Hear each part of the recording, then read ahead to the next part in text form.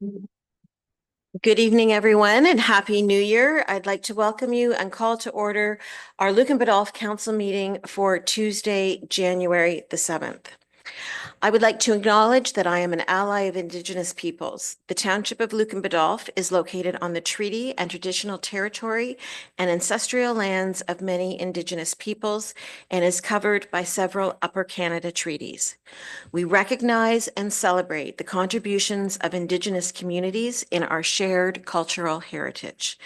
Lucan Biddulph is now home to many First Nations, Métis, and Inuit peoples that have a unique relationship with the land and its resources. These peoples continue to shape the history and economy of our township. Lucan Biddulph recognizes the importance of consulting with our Indigenous neighbors in an effort to build constructive, cooperative relationships through meaningful engagement and to inform our decision-making and to build partnerships. We acknowledge historic and ongoing injustices that Indigenous peoples endure in Canada, and we affirm our commitment to honoring Indigenous voices, nations, and cultures, and to moving forward in the spirit of reconciliation and respect. Is there any disclosure of pecuniary interest? Okay, so Happy New Year. I trust that everyone had a wonderful holiday season and is back ready to take on 2025. I know all of council and staff join me in offering best wishes for our residents for the year ahead. As this is our first meeting of the year, I'm happy to present to you the Mayor's Honor Roll for 2025. As you are all aware, we put out a call for nominations from our community, and once again, we were not disappointed with the names submitted for consideration. Our community is incredibly fortunate to have so many that dedicate time and effort towards the betterment and building of Lucan Biddulph. For contributions to sports and recreation, we are pleased to honor Mike Thompson. Mike has been a longtime volunteer with Lucan Minor Baseball, and as a coach, president, umpire scheduler, and even diamond groomer, Mike has done it all. He has helped to grow the association to the one that it is today. Countless children have benefited from his love of the game. Kim Cook is a member of the Lucan Optimist Club and has taken on many roles within that organization, including as president. Kim's primary role with the organization is the oversight of the thrift store. It is believed that the store would not exist without her management. She works closely with the store volunteers and ensures that the store is maintained and safe for all the customers that visit it. It goes without saying what an asset the thrift store is to the community. It offers affordable items to those that need them or just those that love to find a good thrift find. The revenue from the store stays right in our community to support Optimist initiatives, but also activities and programs that support children and youth in Lucan Biddulph. A former Lucan Reeve and councillor, Norm Steeper, has served his community beyond that of being an elected official. Norm was instrumental in the management and formation of the Sunshine Club, which still brings seniors together for lively games in Euchre. Norm was president of the Ontario Senior Games. He and his wife, Ada, built the local district to one of the largest and strongest senior games districts in Ontario. He was committed to the health and wellness of seniors through all sorts of initiatives and contributions. Probably most known as Mr. Steeper, Norm was a dedicated educator and teacher his whole life.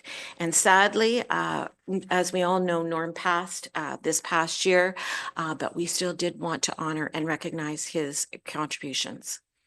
Living Hope Church has been a partner in our Canada Day celebrations since 2025. Under their leadership and management, activities at the community center expanded for Canada Day.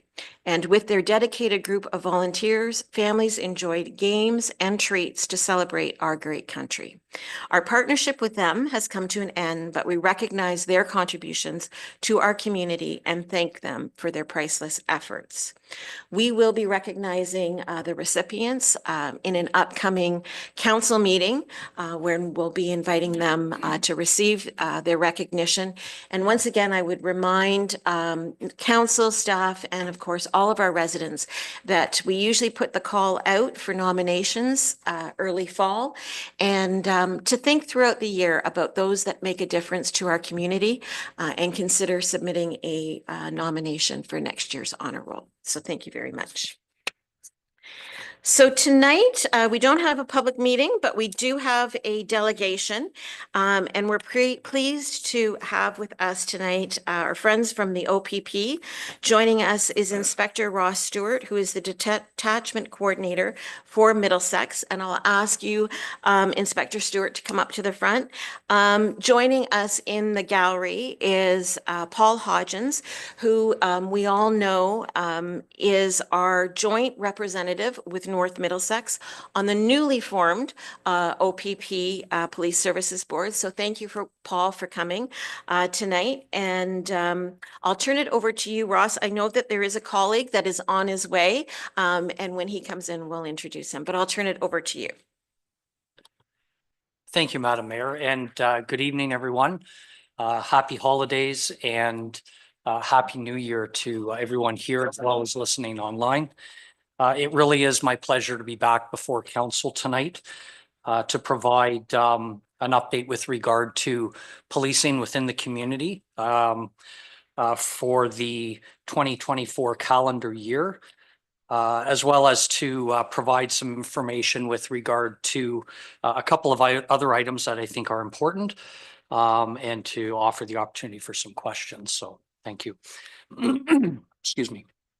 I know that I had provided council with an analytical report that I see up on the screen here.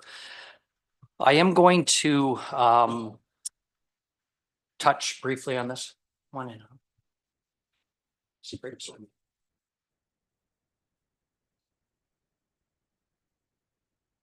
And joining me this evening is Detective Sergeant Adam Seltzer. Adam oversees our major crime unit in Middlesex, and is the supervisor who, whenever we have a major incident, whether it's a homicide, a robbery, any type of violent related offense that we would classify as a major crime, it's Adam's team that investigates those under Adam's close supervision. So I felt that it was important to bring him, start bringing him before all of our councils throughout the county as an opportunity for the councils to sort of meet my team. But also more importantly, I think, is that whenever there is any instances of violent crime within a community, I think it's important for everyone to understand who is at the helm and who is assisting with those, because I know that those can generate quite a bit of anxiety at time within the community. So thank you that Adam's able to join. And he is going to speak a little bit with regard to some of the items within the report that we're talking about now. So I would like to just very briefly go over some of the highlights within the report. I'm not going to go through it page by page. There's a lot of information there.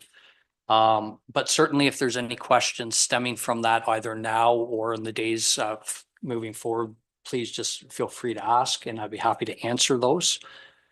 The report that you see before you is the new report that's been standardized across the province, with the CSPA coming into effect this past April. The dissolution of our traditional police service boards and the creation of the new OPP detachment boards. One of the components that was very important was for there to be a standardized report. So this is what the OPP detachment board will see as it relates to the entire county. But what you have before you tonight is specific to the municipality here. So, excuse me. So the first page, it talks about motor vehicle collisions. And again, because of the timing of today's meeting, it's good in that I can provide you with statistics from a 2024 standpoint in its entirety. We will see that the good news is we've had no fatal motor vehicle collisions within Lucan Biddulph in 2024. But we have seen an increase in our property damage related collisions, resulting in quite a notable increase of collisions. You can see that collisions are up almost 46%. As we move through the report, the second page talks about fatalities, and thankfully we did not have any. So I'll just move past that. And then we move into a summary of our criminal code and provincial statute charges. And again, this is very specific to the municipality. You will see that we have seen quite a notable increase in our criminal code traffic related charges. So these are criminal charges stemming from motor vehicle related instances, whether that's impaired driving, dangerous driving, those sorts of things. And you'll see that there is a very small increase in the number of Highway Traffic Act offenses that were laid by our members over the calendar year. I will get into some specifics shortly in relation to school bus enforcement, because I know that's important to this community in particular. But that would be absorbed within those 92 charges. And then you can see some others, whether it's liquor license or other types of violations. Really, you know, an 11% or a 12% increase in the number of charges. That's not something that, from my standpoint, is a concerning thing. It just shows that our level of enforcement continues to increase. Excuse me. And when we look at our overall calls for service within the Lucan Biddulph area, those charges are in line with what we've seen for total calls for service increases. So to give council a bit of perspective, in 2022, we had 1,089 calls for service here that we responded to. In 2023, we saw about a 20% increase and went up to 1,376. And in 2024, approximately a 10% increase again to 1,653. So, you know, not quite doubling the calls for service over a 2-year period, but when I see calls for service increasing, I want to see enforcement increasing, and especially those proactive things like impaired driving, ride investigations, and whatnot.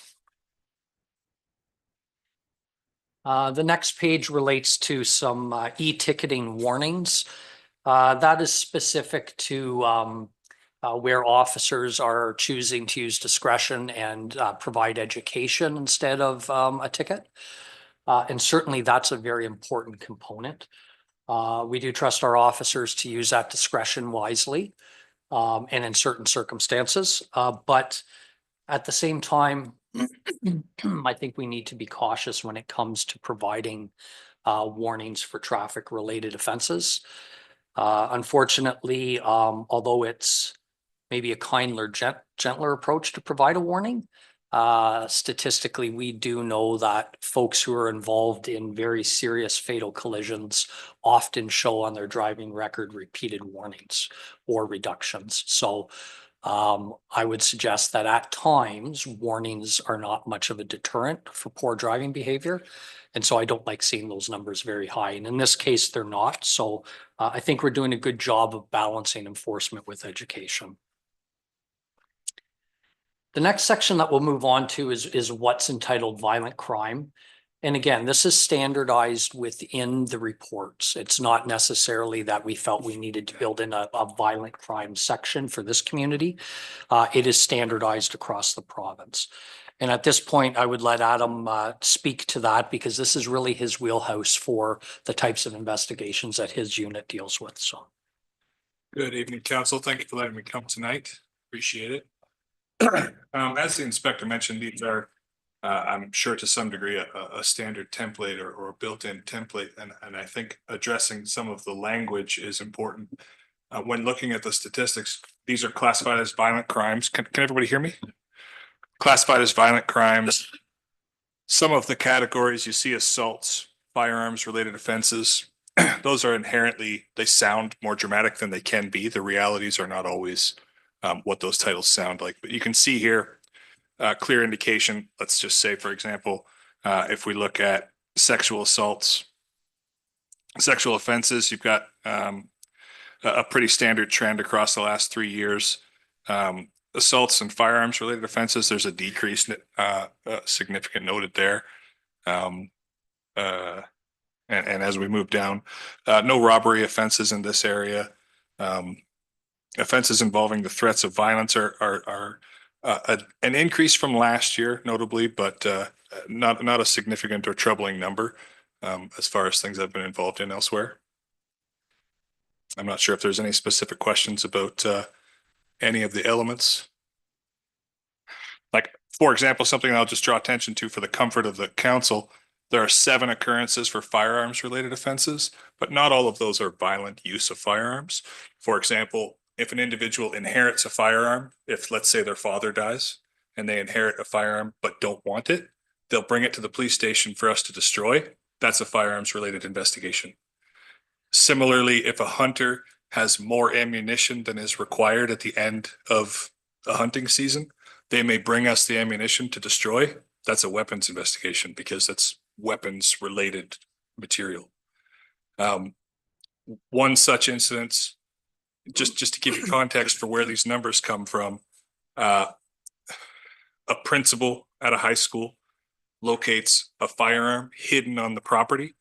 So police investigate, and it's realized through police investigation, it's a toy gun. It's not a real gun. That's qualified as a weapons offense or weapons investigation. So these numbers, they are reflective of the category, but the categories are not always as dramatic as they initially sound. For context. And I'm happy to answer any questions, but I feel like those are the numbers.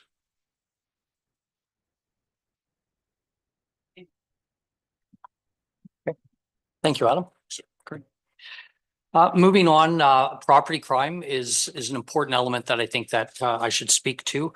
And I would draw your attention to the fact that overall, over the course of 2024, comparatively to 2023, we've seen quite a nice increase in property crime, or sorry, decrease, I should say, by 27%.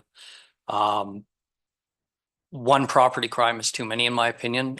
These are instances that have a dramatic impact on folks, as you could appreciate if you were to have your vehicle stolen or your house broken into. But I do like to see the trends that the numbers are coming down. That is important. Specifically, I would draw council's attention to our theft under 5,000. Many of those are those occurrences that concerns were raised about prior to our last meeting when I was here about vehicle thefts from vehicles. And so when I see that there is a 35% decrease in that, that's good news. But at the same time, I want to be sure that we're not just dealing with something that's not being reported. So what I would encourage the community is even if you realize that it's a small item that's been taken out of your vehicle in the middle of the night, some change, $5 and change, it's still important for us to know that. Since the concerns were brought forward the last time, we have put a real focused effort into nighttime patrols on the streets where we have found out where this is happening by the community telling us. So we call them focused patrols. Instead of just driving around without a real intelligence-based focus, the information that we receive from the public, even if it may seem that it's not necessarily a very dramatic call for the police to be called to, it does allow us to identify the trends for which streets are being targeted. So I would encourage people, please continue to report those types of things. Even if we see those numbers go up at subsequent meetings, it allows us the information to be able to strategically address it. So you will also see that frauds are down 21%. I would be cautiously optimistic about this number. Frauds continue to happen. People continue to receive phone calls for grandparent scams, CRA. I think probably all of us in the room have. But the good news is that if we see the reporting numbers of those drop, that means the public education efforts that we're making are working. People are still receiving those calls, but they're not being victimized by it. And so it is really important that if folks have a question, they reach out to our non-emergency number. 1-888-310-1122 as a means of reporting to us and asking questions about whether it's legit or not. And we'll certainly provide that information. Also, I would encourage any member of the public to attend any of the fraud awareness sessions that our community service officer coordinates on a regular basis as a means of providing some education to the public. And the next one in the Lucan area itself is on February 6th. It's actually in Granton on February the 6th. So certainly you can reach out to Middlesex OPP. We can provide that information. And if you have a community group that would like us to come and do a presentation, we would be most pleased to do that as a means of continuing to address concerns of fraud. Very quickly moving on to drug-related occurrences. I'm not going to speak at length about this. What I will say is that we have 2 current trafficking investigations that have overlapped from 2024 into 2025. These are often complicated and lengthy investigations as we build a body of information to allow us to get search warrants. There are 2 of those that are from 2024 are in progress with us right now. And perhaps I'll just leave it at that so that I maintain the integrity of those investigations. The last thing that I would like to speak to in the report tonight is in relation to mental health calls, and that's the second last page, I believe. Excuse me. As I believe council is aware, next page, there we are, thank you. We have our mental health crisis team in Middlesex County, which is very, very effective. We are in the process, actually this week, of finalizing a grant for the next 2 years for funding to continue that program. A little bit of perspective within the county itself. Over the last 6 months, our mental health crisis team has engaged with 535 separate individuals, providing them with a wide variety of different services, including medical care, housing supports, etc. And really, that's getting folks the meaningful care that they need to assist them with whatever challenges they may face. And of the 64 folks that they have interacted with from the standpoint of a mental health crisis, only 6 of those people have actually been apprehended and taken to the hospital for a mental health related assessment. In the past, traditionally, police officers would show up at that call and we would apprehend that person because we're police officers, not medical professionals. And we would take them to the hospital and we would be there for quite a period of time. And then those people would be released because they're not at risk to themselves. The benefit of having the mental health crisis worker physically within the cruiser is we have the medical professional at scene. And that's why we see those numbers of actual apprehensions drop. Which is very good news. So we want to continue to expand that program if we can. Frankly, it puts less pressure on the emergency room.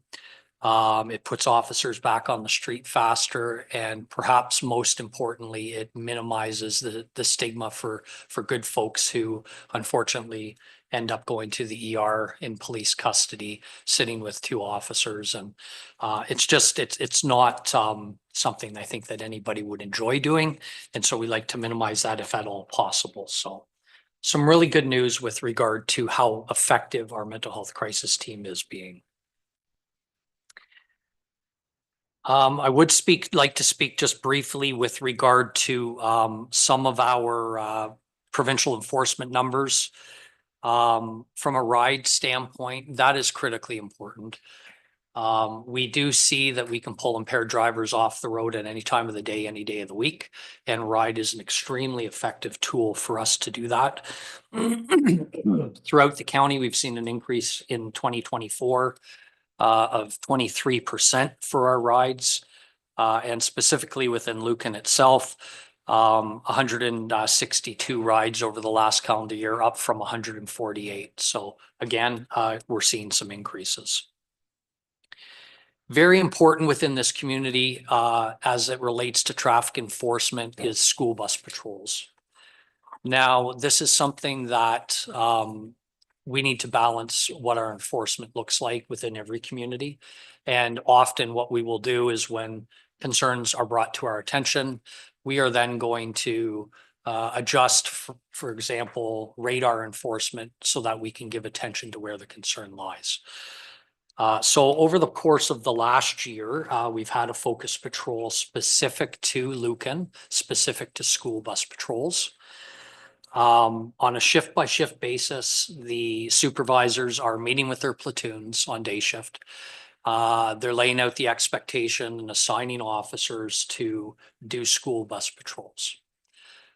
Now, that's not to suggest for a second that every single day we're able to provide a cruiser out looking for school buses, because simply there's other things happening. But what I can tell you is that we've dedicated a tremendous amount of effort to this over the last year. And locally, we've laid 16 charges in the community for school bus violations. So unfortunately, it doesn't mean that we won't have someone drive through a school bus tomorrow.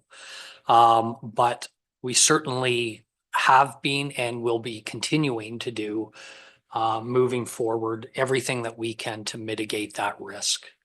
The last thing that we want to see is a child get hit like we saw in the city of London prior to Christmas. Absolutely horrific. We utilize marked black and white vehicles, and we utilize subdued vehicles that you wouldn't otherwise necessarily recognize as a police car. Because as we all know, when someone sees a black and white cruiser, their driving behavior changes for the positive, which is good because they see that we're out there doing our job. But at the same time, when we can't possibly be everywhere at once, the enforcement element is really important too. We do use our highway safety division members who are dedicated traffic officers in the London area, not assigned to Middlesex Detachment, to support that focus patrol here within the community. As well as in Thames Center, where we have a similar focus patrol. And of course, we use our social media to publicize those charges as much as possible, without naming names. But enforcement has been done as another reminder to folks that we are watching specific for school buses within the community. So I know that this is an important concern. It is important to me and to our folks. And I just want to reassure council that moving into 2025, that this remains. This has not gone away, nor is it going to.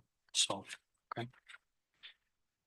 The last thing that I wanted to very briefly speak about is the increase in the billing statement for OPP services that all the municipalities within the province of Ontario have received over the last few months.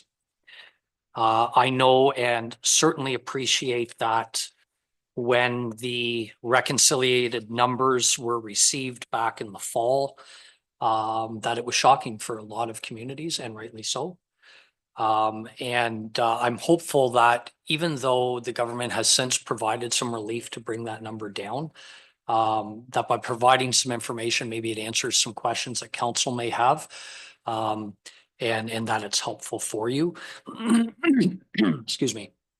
So I know prior to the relief being provided, Lucan Biddulph was looking at a 19.7% increase in the cost of policing over what the pre-reconciled numbers were going to be. I will say that this is very much consistent with what other municipalities have faced, both locally as well as my detachment commander colleagues elsewhere in the province. Yeah, locally, we've seen as high as 24% within our 7 municipalities. So staggering numbers, to be honest. When you look at the OPP billing model, it's predicated upon a number of different things. It's based upon calls for service. It's based upon court-related and overtime costs, and it's based upon officer salaries and benefits. And what I can tell council is 90% of your bill for OPP services, not just here, but across the province, is directly related to salaries and benefits. The staggering increase that we have seen is because our uniform members have been without a contract since the end of 2022. And on the 18th of July of this past year, they did ratify a new collective agreement for a 4-year period, 2023 through the end of 2026. So in the fall, when you received your reconciliated numbers for the cost of policing, there was the 4.75% increase from 2023 that needed to be made up in its entirety, as well as the 4.5% increase for 2024 for approximately half of the year.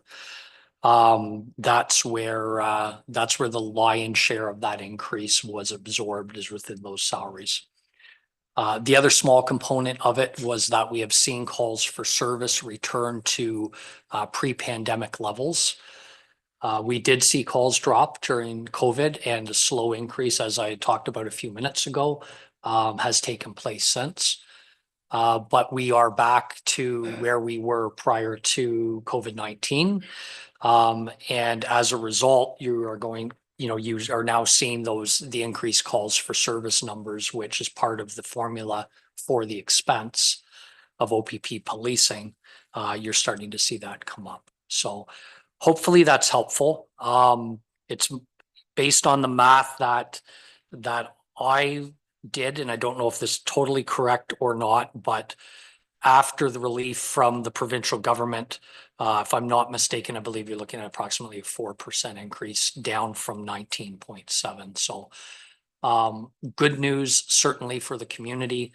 I am absolutely alive to how expensive the cost of policing is, and how important it is that you are getting value for your money. Yeah, it is not something that I take lightly by any means.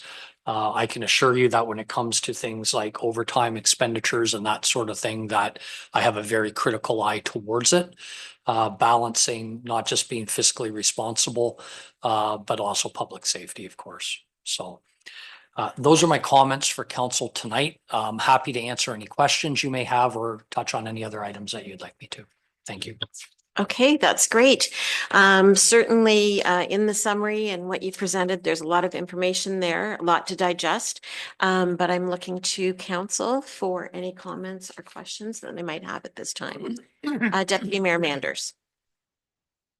Yeah, a couple things. The focus control, I found that an interesting comment, so that's good to hear. And I think Lisa, our communications coordinator, will, because I think that number is probably down from people maybe not wanting to waste your, officer's time. And if it's, I assume, someone going through a car taking $20 or taking some money, I mean, it's good to be aware of it, but I assume you're not wasting your time, because you wouldn't really investigate that. I assume there wouldn't be, like, they don't need to be worried about taking your time away, but you can at least take their address, take their information, and probably you wouldn't be on site. Because again, social media tip, sometimes you see a subdivision, you'll see 10, 15 people all chime in that, yeah, someone was in my car.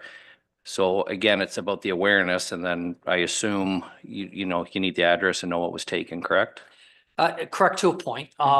You're right. It's not going to, we won't be doing a canvas for doorbell video, maybe not interviewing folks if $5 is taken out of their car, but certainly asking the questions with regard to what's been taken.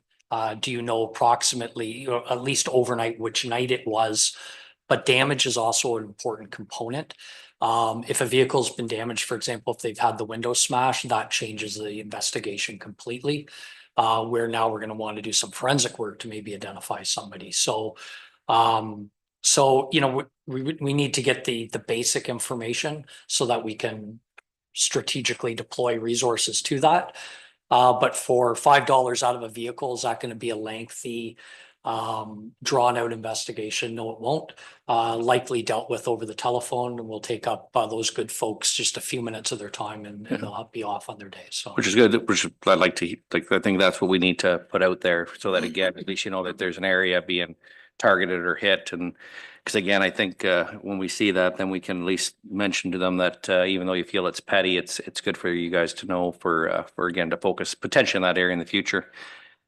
Blink camera, I want to bring that up in general. Just it's usually campaigns or locket or lewds that are lighting and stuff like that, but don't really hear strategically of, whether it be Apple AirTags or GPS on trailers or snowmobiles or four-wheelers and again, blink cameras, stuff like that, like how that does assist. We don't, how that can assist and maybe recommended. We just, again, I only remember lock it or lose it and lighting and different things like that. And I've never really heard you comment on success stories or not success stories, or is that a pain sometimes? I assume if someone has an Apple AirTag or something that can be identified, you guys can go on site and investigate, or can you comment on that? Why, at least unless I'm mistaken, I haven't seen any promotions of people doing these things from you guys.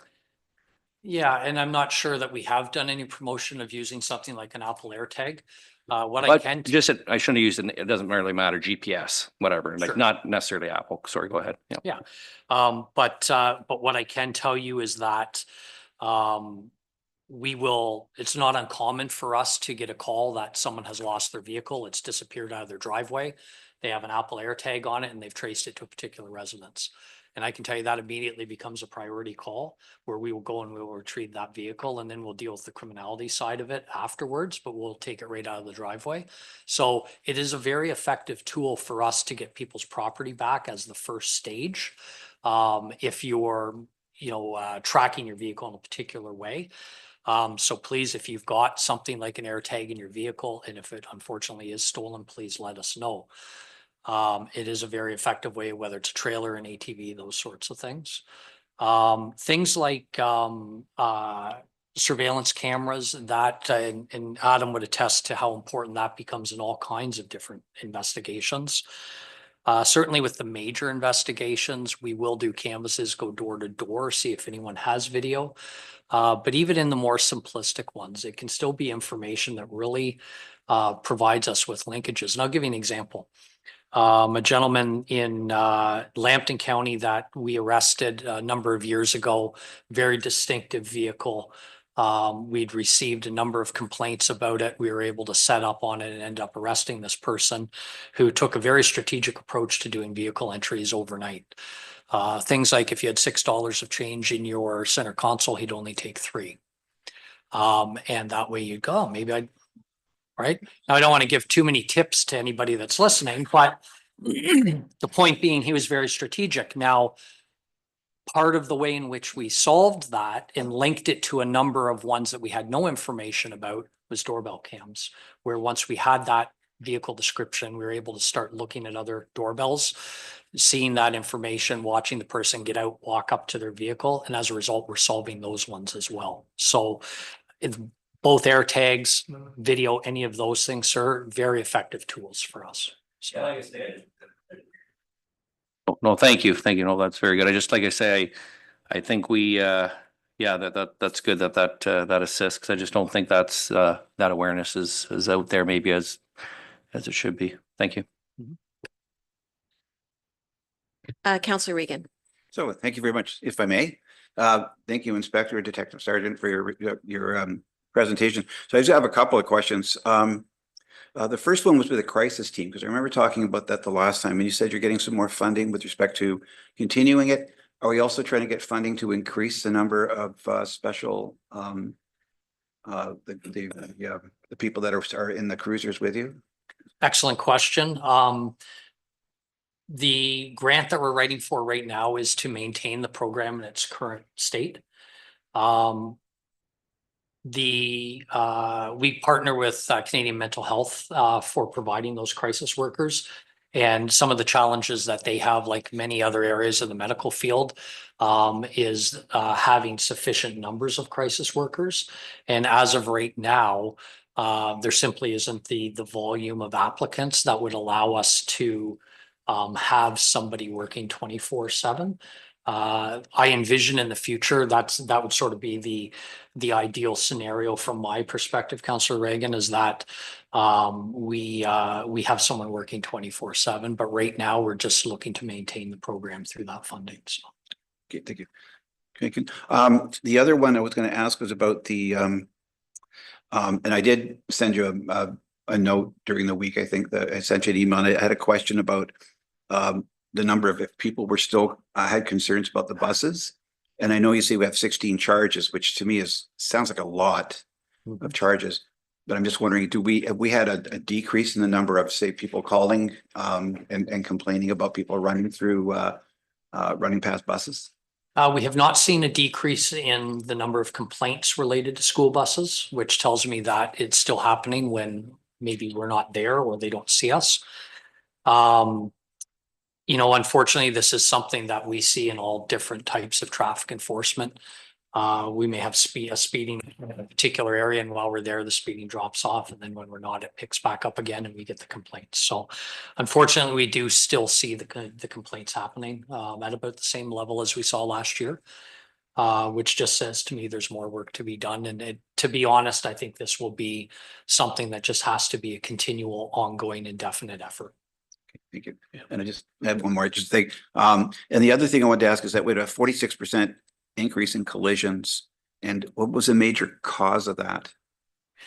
Yeah, so the vast majority of those of the increase you'll see in the statistics are what we classify as property damage only. So those are collisions where nobody is injured, which is good news. It can be a wide variety of things. That would include a fender bender in a parking lot or a vehicle versus a wild animal like a deer. One of the things that we pay very close attention to across the county is where are the more serious collisions happening? Are we seeing trends in relation to specific intersections? And then we'll address those to see if there's things that we can fix.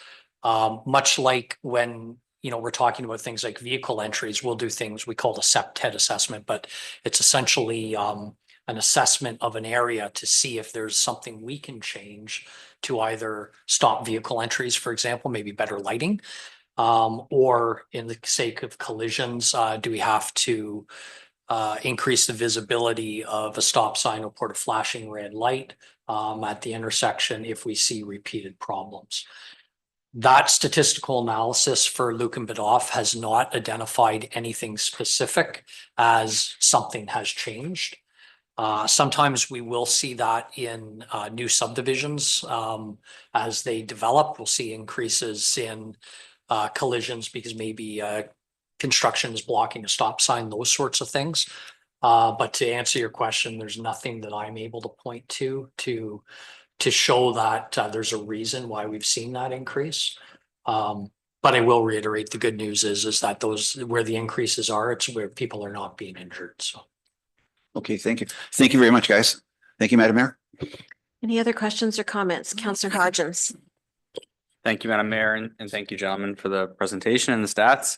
I think we've talked about it a bit, and Councillor Regan may have asked the question as well, but just focusing on the school bus pickups and that being a big concern that we've certainly heard about, those complaints, and yeah, recognizing that there's 16 charges late in 2024, it does seem to be an issue. So I just wanted to get a sense of, for 2025, is that will the patrols be increased, or does OPP have a plan on how that's going to be addressed next year and how many patrols will be done? Yeah, so to be honest, our plan is going to be the same as it was in 2024. I feel that it was very effective with how we approached it. I think the expectation on our uniform members has to be a daily one when the school buses are running, both at the beginning of the school day and at the end of the school day. I'm not prepared to change those expectations. I think it's a fair concern to say that we have to be out while they're running. So that's going to be status quo. I'm hopeful that we will see the number of charges drop, but I don't know if that will happen. What I can tell you is that we take a zero tolerance approach to it. So when we see it, that is not the time for an e-ticket warning, as I've talked to earlier. That's a time for enforcement and education at the roadside. And as much as I hope that we'll see those charges drop, I'm also alive to the fact that poor driving behavior is something that affects every community. And despite best efforts, I don't think that we're going to be able to eradicate it. The best that we can do is try and make sure those kids are as safe as possible. So plan's going to be the same. The expectations are going to be the same. Certainly, if we get into a situation where we are starting to see issues arise and the plan does not seem to be working, at that point, we will pivot and we will look to see what else we can do. But to be honest, we front loaded this right from the get-go last year when it became an issue. That's why we brought in things like external units from outside of Middlesex to assist. And that's certainly our intention this year. So. Okay, thank you for that. Just further to the school buses. I'm wondering if you have any insights or opinions on the use of automated enforcement or cameras on buses. We've certainly seen a lot more automated enforcement in cities and community safety zones, but it's maybe more of a regulatory thing with the province. But do you have any, I guess, information or insight on that, or is it being considered? Certainly. So, we've seen cities like Ottawa, cities like Windsor utilize it and utilize it very effectively. The provincial government has changed the Highway Traffic Act, which is the governing legislation for anything and everything traffic related, not only infraction wise, but regulation wise. That allows for those, and more importantly, allows for the police to utilize that camera footage as evidence in court. So from my standpoint, any technological tool that we can utilize to increase road safety, I'm a fan of.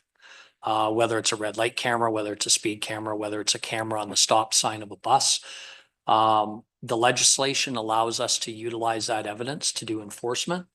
And, if obviously this is a decision for the municipality to make as to whether or not, that is something that you want to do. But we most certainly will utilize that information if that's the route that council chooses to go from an enforcement standpoint.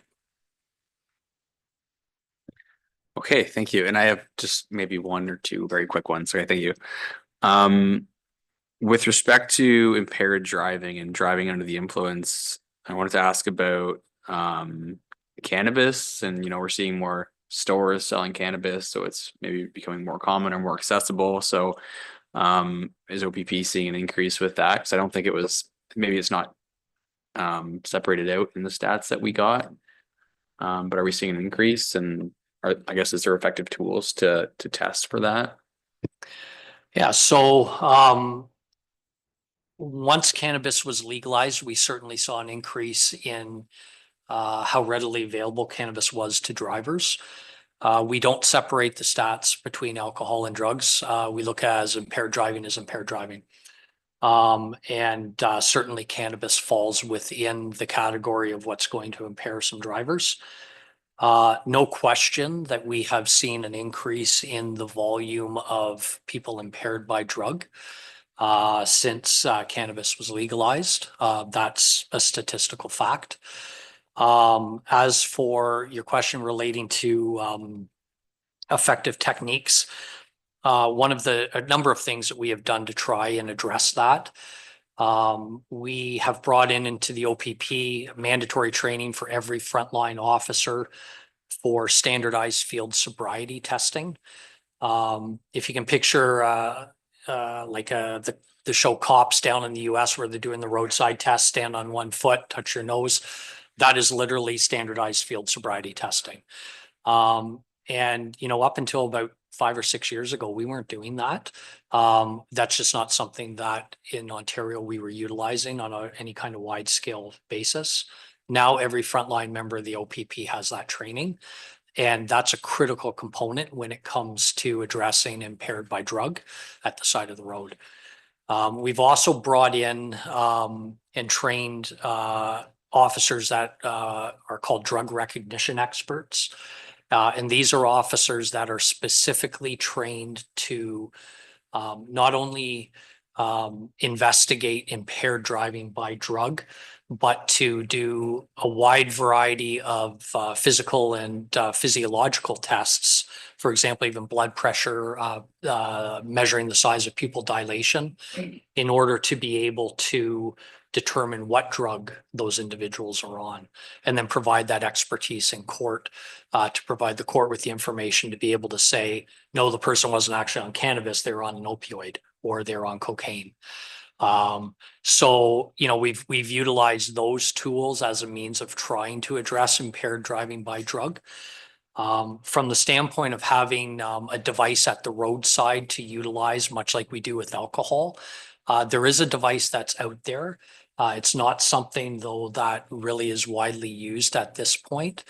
I'm not sure exactly where it sits in, you know, from an organizational standpoint, if we'll ever see that widespread. We're leaning more on the standardized field sobriety testing at the roadside and the expertise of those officers that I was speaking of. So hopefully that answers your question. Thank you. Counselor Westman. Yeah, again, thanks for coming out. Fentanyl. So I've had a few people ask me, like, what do you know about the stats of, is it getting better, getting worse? Is that connected to any of the petty theft stuff that's going on? Like when, you know, people are rummaging through cars generally to pay for drugs, I would assume. So what's the deal with fentanyl? Is it still a bigger issue or is it getting better? Fentanyl is definitely a big issue everywhere. It's interesting. We had a meeting this morning that we were talking about that, and locally we've actually seen, for some reason, a decrease in the amount of fentanyl that we've seen on the street, and an increase in cocaine. So, is fentanyl out there? It most certainly is. Is it arguably the most addictive and most deadly drug that we face? Yes, it is. It is absolutely a concern. But we're not seeing, at least locally, we're not seeing massive increases in the amounts that we're seizing our officers at the roadside or our drug unit during search warrants. Any comments on that, Adam, that you would add on? I mean, Counselor, you made an observation about the vehicle entries and are they connected to fentanyl? And I think my only observation on that is largely anyone who's involved in the criminal subculture is involved in a number of channels of it. So where you have vehicle entries, you have people who need money and they need money to buy drugs or whatever that case is. So those upticks are usually connected. And my experience with fentanyl is, as the inspector says, there was a massive uptick suddenly, and I don't have any stats in front of me, but it's somewhat leveled off in that it's not the most prevalent drug that we deal with right now. And I believe that's because of the attention that has been put on it. I think people realize what the police are paying attention to and shift their efforts. The courts have really taken a strong hand when it comes to fentanyl as well. Speaking with our drug sergeant earlier today, he was commenting on, you know, if you're found with an ounce of fentanyl, they're starting at 6 years of pen time as sentencing. Whereas if you're found with a brick of cocaine, you most certainly are not facing those types of things. So that may have a component to it as well, realizing the risk you're putting yourself at from an incarceration standpoint if you're caught in possession of large amounts of it. So. Do you have anything else, Alex? No. Deputy Mayor, you had one more question? Yeah, just some clarity, because it is alarming on the, I think it was 16 charge or some school bus related. Just curious if that was school bus present and lights, or is that kind of within a time frame of a school bus stop and it's a school bus not present, but during a stopping time where it was a radar? Or is that all those charges when a school bus flashing lights were going and the charge was laid? That is specific to somebody not following the rules in relation to a stopped school bus. Scott school bus, holy smoke, that's incredible. Yeah, that's not a speeder approaching school bus. Yeah, like someone what's not out there. And then can you comment on those 16, how many different locations? Off the top of my head, I can't, but I could certainly find that I just, information. so I was just curious, I was just more curious if it was like 4 locations, 4 times each location or 16 locations. Anyways, yeah, that's incredible. Yeah. It's a really good question. I don't have that info. but I I don't can certainly necessarily find need it. I was just curious. Interesting. Thank you. I've got a couple questions. I think most of them have been answered by my colleagues, so I won't focus on a lot of them, but just the extension of the school bus violations. 16 charges obviously is startling, but to the point that you were making, I think our community should be pleased that attention has been brought and the OPP is answering it. And at least we are addressing the violations that we're seeing. As I think I've shared with my colleagues a few times, so I sit on the Ontario Good Roads Board, and that is one of the focuses that we've taken in a whole gamut of road safety initiatives. But one of the ones we do focus on is school bus violations, cameras on school buses, and to the deputy mayor's question, it is alarming when you look across the province how many violations happen on a day-to-day basis with a school bus stopped and arms down and lights flashing. Like Lucan Biddulph this is not unique. It happens right across the province, and it is something I think that we have to address. And I think we've talked a lot about it, maybe not formally, but whether it's putting pressure back on the province to try to work with the legislation that they've put down, that they've enacted about school bus cameras, because the onus is on the municipalities to put the cameras on the buses, and that's a difficult thing, and it's an expensive thing for municipalities to take on. But how can we work with school boards, and how can we work with the province because as you say, it's like if the picture's there and the camera's there and the video's there's your evidence, and you're going to use it. So I can see lots of work being done on that in the future. But I just did want to say thank you because it has been a concern for the community, and appreciate the efforts that you've done with that. I guess I had a question on the traffic related charges page. And if I'm reading this right, the distracted charges, there's only been 3 laid in 2024. And I guess, is that good news? We keep hearing that distracted driving, is a real issue on our roads. So only having 3 charges, are people taking notice that, we got to put the phones down when we're driving? I would love to say that yes, I think people are learning their lesson. But I'm reminded as I'm driving north on Richmond Street in a police vehicle tonight to come to this meeting, and someone's sitting at a light beside me with their phone out, that not everybody plays by those rules. You see the decrease in numbers, but distracted driving is very much one of those things that from a policing standpoint, you really have to stumble across it and then deal with it at the time, because as soon as somebody sees the cruiser, for the most part, if they see the cruiser, they're going to put their phone away. It is out there. We know that distracted driving is one of the leading causes of fatal collisions. That has not changed. Although the charges are down, Madam Mayor, I would suggest that the problem remains. Yeah. And then I just have 2 more or 3 more, I think, but just back to the impaired driving discussion. Councillor Hodgins brought up cannabis and the use of illegal drugs. Now that alcohol is more widely available beyond just the beer store and LCBO, but in our community alone, instead of just having one place to buy alcohol, there's 4 places to buy alcohol. Is that a concern of yours? Do you think that we're going to see more impaired drivers because of the readiness of single serve alcohol to our drivers? It is a concern of mine. I think that anybody that drinks and drives shows a level of irresponsibility by doing so. And so it does concern me that if somebody is stopping for fuel or to pick up some groceries and they decide to grab something to drink on the way home, the fact that it's more readily available allows them to make that irresponsible decision even easier. So it is a concern for sure of mine.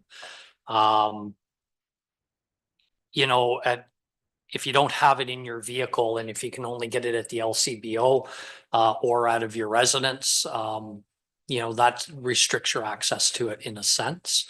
When you can get it at every corner store, it's the opportunity to make that bad decision just a little bit easier to make. So.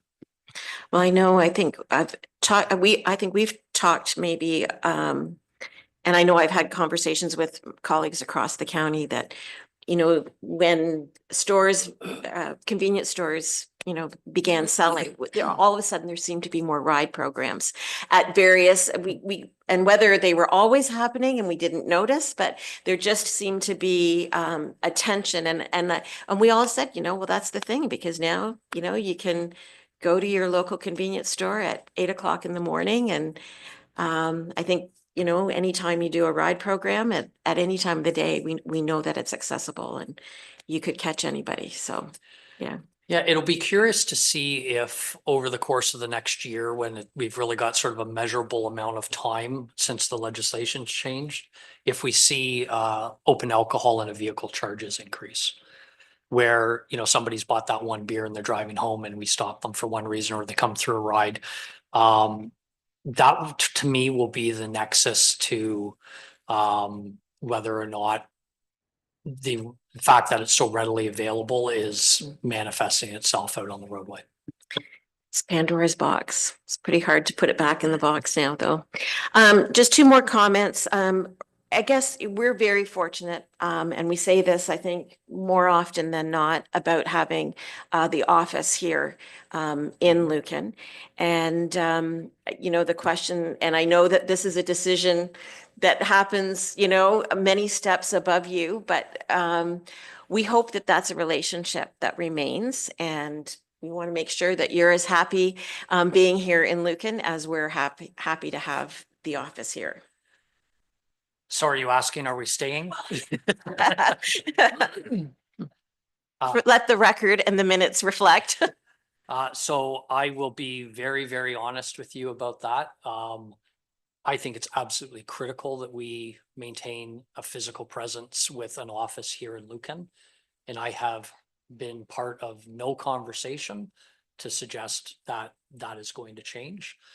I can tell you there's been investments in that building that would not take place if there was sort of any intention of it closing. I don't have a crystal ball, but I can tell you there's been zero conversation around that.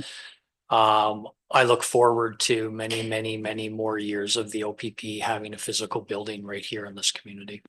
That's great. I think that makes us all quite happy. And I'll just finish off by echoing some of the comments that have been made just about the MCERT program. I'm a huge proponent of it and always willing to advocate for that program. I'm sure you know that the Western Ontario Wardens Caucus has taken that up as a priority of theirs. Middlesex County has always been a voice to support that. And I would just say and there ever comes a time when you need a letter of support or a voice of support, you've got that from our community, because I think we've all seen the benefit of what that does, not only for those that the call is being made for, but for our police services and for our healthcare system. So anything that we can do to make sure that that program is still around, we're happy to do. Well, thank you, Madam Mayor. I really appreciate that very much. As you know, I'm very passionate about it as well. And to have your support in that of council, and frankly, all of the municipal councils in Middlesex, I'm very grateful for that. Thank you. Well, that's great. So thank you very much for coming. It was great seeing you. It was great meeting you. And we hope that you have a good, happy new year. And we look forward to our working relationship throughout the year. Thank you so much. Great. Thanks for coming, Paul.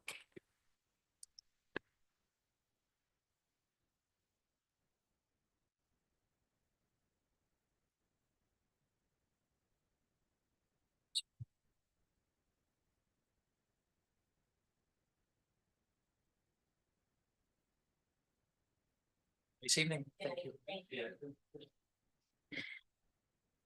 Okay, moving on to the business in front of us. We have 3 sets of minutes in front of us from December 11th, 17th, and 19th. Oh, there was a motion. Thank you very much, Counselor. There was. If I can get a mover and a seconder to receive the 2024 Annual Crime and Policing Summary Report as presented. Counselor Westman and Counselor Regan, all in favor, and that's carried. So moving on to the adoption of the minutes, we have 3 sets in front of us. If nothing needed to be amended, I would ask for a mover and a seconder to approve those as circulated. Deputy Mayor Manders and Councillor Hodgins, all in favor, and that's carried. Thank you. There wasn't anything that was added to business arising. We've got a couple things that will be coming out in the next couple months. Did council want to add anything to business arising? Okay, moving on to correspondence. There was some items that were received during the holiday season over the last couple weeks. Nothing's been pulled for discussion, but I would look to council if there was any items that you wanted to discuss. Okay. Seeing none, then I would ask for a mover and a seconder to accept those items of correspondence for information. Deputy Mayor Manders and Councillor Regan. All in favor? And that's carried. Okay, on to committee reports. Anything from Blue Water? CEDC. I do have something, a brief report for this evening, Madam Mayor. So our last meeting, the committee reviewed the draft 2025 budget and discussed potential projects and initiatives for 2025, including 2 more workshops, an additional murals and public art, continuation of the night markets, new directional signage, and creating a neighborhood small events fund. They also discussed the budgets for streetscape and the potential projects for that fund, as well as the CIP program. The committee did recommend that all programs within the CIP be activated. And Lisa actually showed the committee the new street pole banners that will be put up in 2025 once the Christmas street lights come down, and we can schedule this with our Public Works department. And the next meeting is January 28th. Great, thank you. Any questions on that? Okay, thanks very much. Nothing from Lake Huron. Fire boards, both fire boards have upcoming meetings in the next few weeks. Yep. ABCA. Thank you, Madam Mayor. Just briefly, we did meet towards the end of December, and you'll see a letter attached from the general manager at Sable Bayfield Conservation Authority. The board did approve the 2025 budget. It was unanimously supported, and those figures are presented in the letter. Okay, thank you for that. Any questions on that from council? Okay, thank you. Parks and Recreation? Nothing. Okay, on to staff reports. Ron. Thank you, Madam Mayor. Just a couple items before I'll move to my report.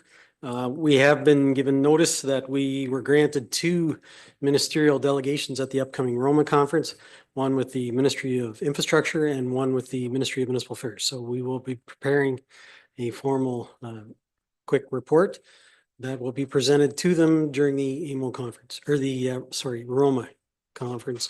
I believe that starts January 19th or 20th. Yep.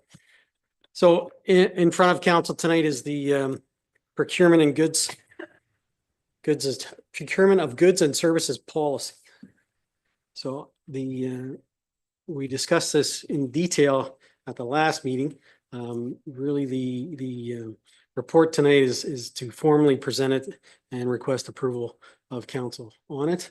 I won't go through it all again, but I'd be happy to answer any questions if anybody does have any questions. And again, this is the standardized one.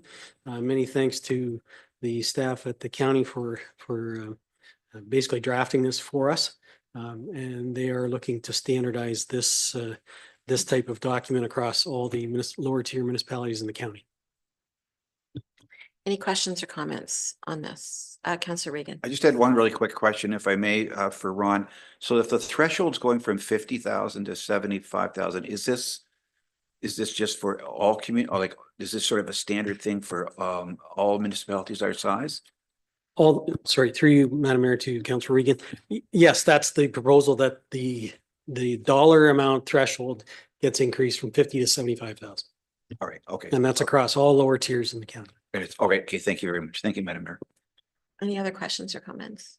I guess I just had one question. Like, I think that this will be extremely beneficial to our community from a staff resource perspective, that sort of thing. But just from a management standpoint, you know, like, are you going to watch it over the year to see what's working, what's not working? You know, if there's anything that comes up that maybe you become uncomfortable with, or that you think that needs to be revisited, how are you going to be measuring that? So to answer that question, yes, absolutely, we will be monitoring it. Maybe not so much the dollar thresholds. I'm not overly concerned about. I'm more concerned about how this is going to work with the county procurement officer. So that's more where I'll be focusing my attention on, and how that's working. And just to make sure that, you know, at the end of the day, we still work for you 5 members of council. You need to know what's going on. And you know, our hope is that information still flows correctly, so that the members of council know what's going on. Okay. Any other questions or comments? Okay, so with that, you've got a recommended motion in front of you that council receive report number CAO-1-2025 for information, and further that council approve the updated procurement of goods and services policy and pass the implementing bylaw to adopt the same. A mover and a seconder for that. Councillor Hodgins and Councillor Regan, all in favor? And that's carried. Thank you. Do you have anything else? That's it. I will ask, because she's here, anything from economic development? No. Okay. Councillor comments? No, going once. No changes to budget, no notices of motion. So we'll move right into our bylaws. We don't have any other motions in front of us. No. So we have 3 bylaws in front of us. And the motion in front of us is that if no one cares to speak to bylaws 01-2025 through 03-2025 inclusive on their first, second, and third reading, that they be considered to have been read a first time and passed, read a second time and passed, read a third time and passed. A mover and a seconder for that, please. Deputy Mayor Manders and Councillor Westman, all in favor? And that's carried. And resolved that the council meeting be adjourned at 7:14 p.m. A mover and a seconder. Councillor Regan and Deputy Mayor Manders, all in favor? And that's carried. Thank you very much. And we'll see you in a couple. Oh, a reminder that our next meeting is on Wednesday of that week. I think it's the 22nd. So a reminder, Wednesday, the 22nd.